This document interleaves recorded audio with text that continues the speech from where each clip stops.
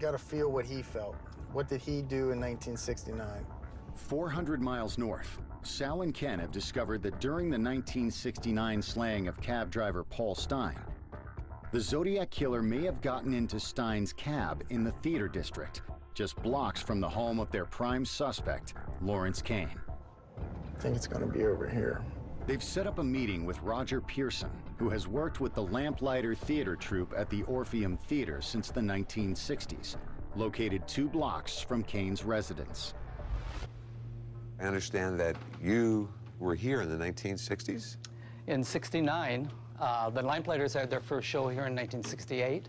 The Lamplighters musical theater is devoted to keeping the Gilbert and Sullivan tradition alive, and they wrote satirical musicals.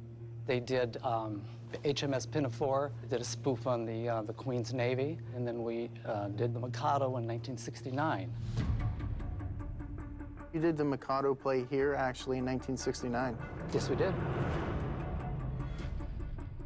The Mikado is an opera set in Japan with a main character named the Executioner, who the Zodiac quoted in his letters. Do you remember?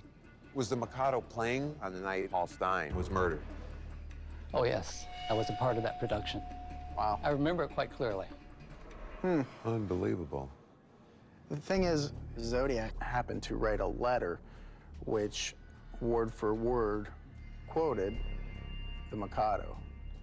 Would that tell you anything about that guy? Well, if the Zodiac lived around here, he would definitely know about the Mikado and the Lamplighters. And since our audience were repeat, I firmly believe, without a doubt, he probably at some point in time was in the audience, not only once, several times, I'm sure. We as performers always had a meet and greet. And so we get to see the people that have come to the show again.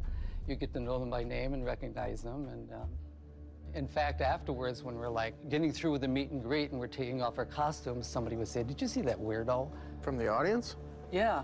Well, tell me about some of that. Yeah, we used to have this one guy that would come and he would have a different costume on all the time, and his favorite costume seemed to be leather. It kind of gave the girls the willies. Do you remember anything about him, his physical description? I remember he was a big guy. He probably was over 6 foot, and he was well-built. Well-built. Yeah, stocky, okay. I would say. I mean, this is amazing.